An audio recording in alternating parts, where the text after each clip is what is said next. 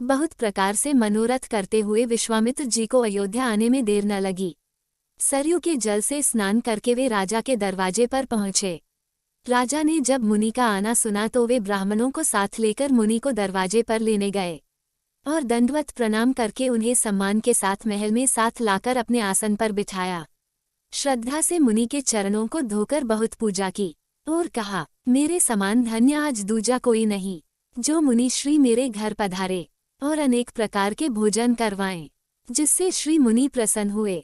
फिर राजा ने अपने चारों पुत्रों को मुनि के चरणों में प्रणाम करवाया। श्री राम जी को देखकर मुनि अपने देह की सूध भूल गए।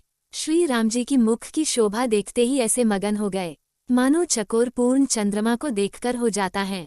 तब राजा ने मन में हर्षित होकर पूछा, इस प्रकार कृपा तो आपने कभी नहीं की मुनि श्री, आज किस कारण से आपका आगमन हुआ? कहिए, मैं उसे पूरा करने में देर नहीं लगाऊंगा। मुनि श्री ने कहा, राक्षसों के उत्पात बढ़ते जा रहे हैं। लंका के राजा रावण के गुप्तचर सुबाहु और ताड़का का पुत्र मारीच अपनी मायावी शक्ति से हमारा कोई कार्य पूर्ण नहीं होने देते, हमारा कोई अनुष्ठान पूर्ण नहीं होता। महाराज ने कहा, ऋषिराज तपस्वी ऋषि मुनियों की सेवा करना तो हमारा धर्म है। अवध की सारी सेना आपकी सेवा में तैनात कर दी जाएगी। मुनि ने कहा, नहीं, हमें सेना की जरूरत नहीं, अभी उसका समय नहीं आया। दशरथ ने पूछा, तो किस प्रकार से मैं आपकी सहायता कर सकता हूँ प्रभु? मुनि श्री ने कहा, तुम्हारे पुत्र राम को मुझे दो, राक्षसों के मरने पर मैं सुरक्षित हो जाऊंगा। हे राजन, प्रसन्न मन से अपने पुत्र को मेरे साथ भेजो, मोह और अज्ञान का त्याग करो। इस अत्यंत अप्रिय वाणी सुनकर राजा का हृदय कांप उठा और उनके मुख की क्रांति फीकी पड़ गई। उन्होंने कहा, है ब्राह्मण देव, मैंने अपनी आयु के चौथे चरण में पुत्र पाए हैं, कैसे उस भयंकर शक्तिशाली राक्षस के सामने भेज दूं? मेरा राम तो कितना कोमल है, उसे अभी राक्षसों से लड़ने का ज्ञान नहीं। हे मुनि, आप पृथ्वी, गौधन और खजाना मांग लीजिए, मैं अपना सर्वस्व दे दूंगा। आप मुझे ले जाइए, मैं अपने प्राण न्यौछावर कर दूंगा आप पर। मेरे सभी पुत्र मुझे प्राणों से भी प्यारे हैं, पर उनमें भी राम को तो देने के बारे में मैं सोच भी नहीं सकता। कहा अत्यंत डरावने राक्षस और कहा परम किशोर अवस्था में मेरे कोमल पुत्र। प्रेम रस से सनी हुई राजा की वाणी सुनकर विश्वामित्र को बड़ा हर्ष हुआ।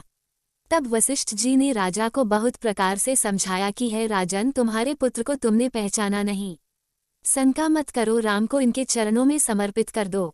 और राजा दशरथ ने दोनों ऋषियों की आज्ञा का पालन किया और कहा, राम के साथ लक्ष्मण भी जाएगा। ये मेरी दो आंखें हैं, मेरे प्राण है, आज मैं इनको आपके हवाले करता हूँ।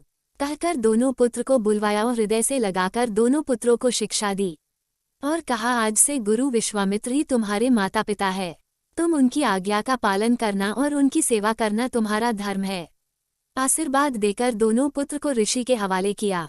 फिर प्रभु माता के महल में गए और माताओं का आशीर्वाद लिया। पुरुषों में सिंह रूप दोनों भाई मुनि का दुख हरने के लिए प्रसन्न होकर चले। वे कृपा के समुद्र, धीरबुद्धि और संपूर्ण विश्व के कारण के भी कारण है। भगवान के लाल नेत्र हैं, चौड़ी छाती और विशाल भुजाएं हैं, नील कमल और तमाल के वृक्ष की तरह श्याम शरीर, कमर में पीतांबर पहने और सुंदर तरकस कसे हुए हैं। दोनों हाथों में सुंदर धनुष और बाण है। मार्ग में चलते हुए मुनि ने ताड़का को दिखलाया, वो आवाज सुनकर दौड़कर चली आई। आगे की कहानी अगले भाग में। जय श्री राम।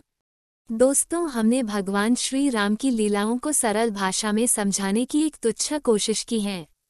आपको हमारी कोशिश अच्छी लगी हो तो वीडियो को लाइक कीजिए और चैनल को सब्सक्राइब कीजिए। कमेंट में जय श्री राम लिखिए।